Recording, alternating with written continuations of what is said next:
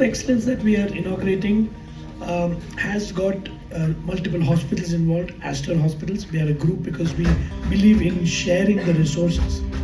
And so if one hospital can invest, all the other hospitals can benefit. So this center of excellence will be based out of Bangalore, but we have Aster MIMS also participating. We have consultants from there who are part of this team.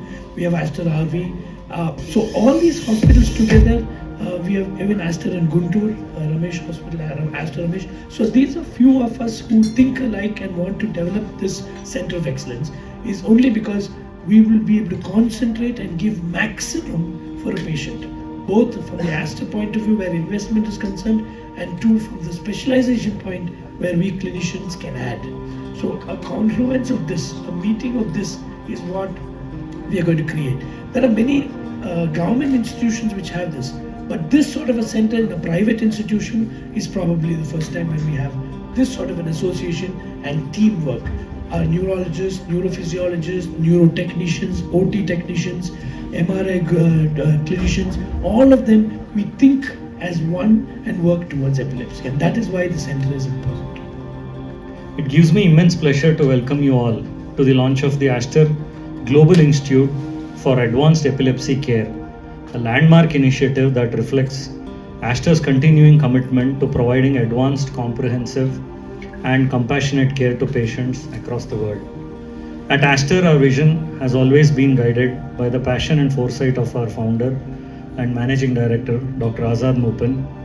His belief that quality healthcare should be accessible to everyone, regardless of geography or background, has been the driving force behind our growth and innovation.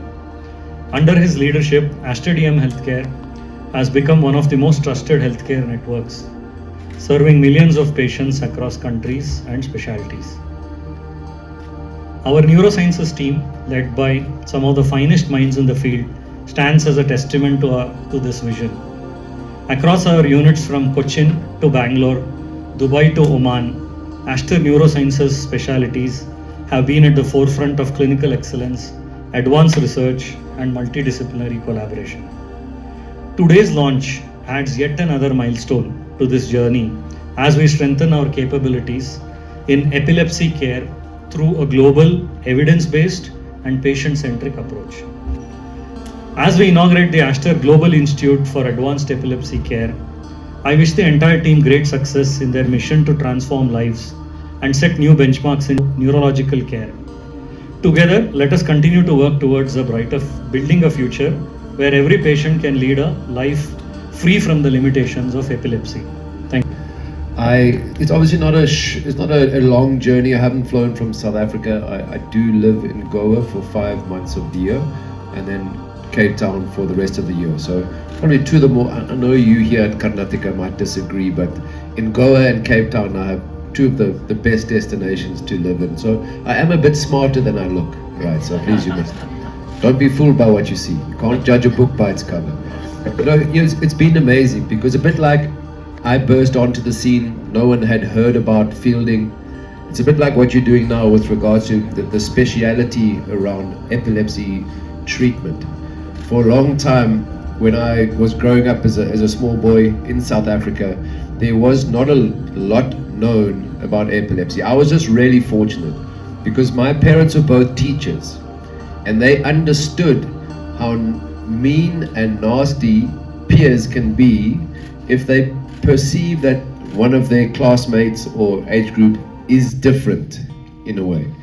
And they were very, very supportive and very positive in understanding for me that once I knew my limitations, then I could overcome them. And the irony, the crazy thing is that my father was a rugby player. Now rugby is a sport, high contact sport. So I was never allowed to play rugby because I was diagnosed in age 6 or 7 with reflexive, a mild form of epilepsy. And it meant I could not participate in this sport called rugby. So I couldn't follow in my father's footsteps. But fortunately, it drove me, because in the schools that I grew up in, you had to play winter sport. So summer we played cricket, winter we had to play either rugby, football or hockey. So I could not play rugby. So it drove me to football and it drove me to hockey. And the irony of that is that even though I couldn't be like my father, it turned me into I was going to say the best fielder in the world, but the only fielder in the world. Because nobody else was fielding, right? People were putting a foot down, maybe calling the ball boy, throw the ball back. I mean, the Indian team in the 90s didn't even run to the boundary. So it was easy for me to be the number one, but all the fielding, because we didn't have a fielding coach. So all the lessons that I learned in the field were from football, were from hockey, from tennis as well.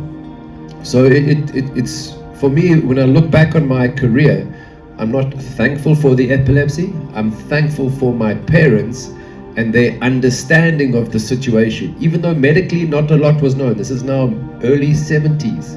So I'm a 69 born boy, giving away my age. And 75, 76, 1975, 76, not a lot was known about epilepsy in South Africa, I think on a global scale.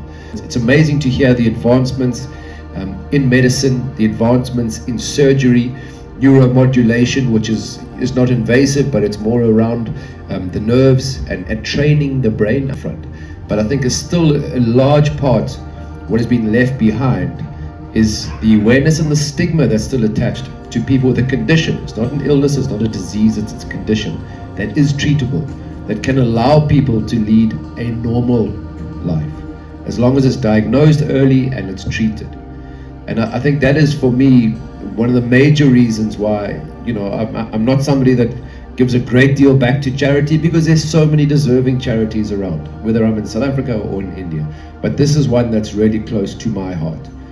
Even with the advancements in medicine and surgery, that we still get together and focus on this very, something that I'm really passionate about, and that's treating or diagnosing and treating epilepsy and making it available for people across India. Because I think, again, a big part of what is happening is that in outlying areas, the cost of getting medicine, the cost of getting treatment, or even taking work or days off to get your child or your relative to be diagnosed or to get treatment, it can be costly towards families. So it's amazing to see that there is this organization that Aster is doing, specializing in epilepsy, because it is something that I feel very strongly about.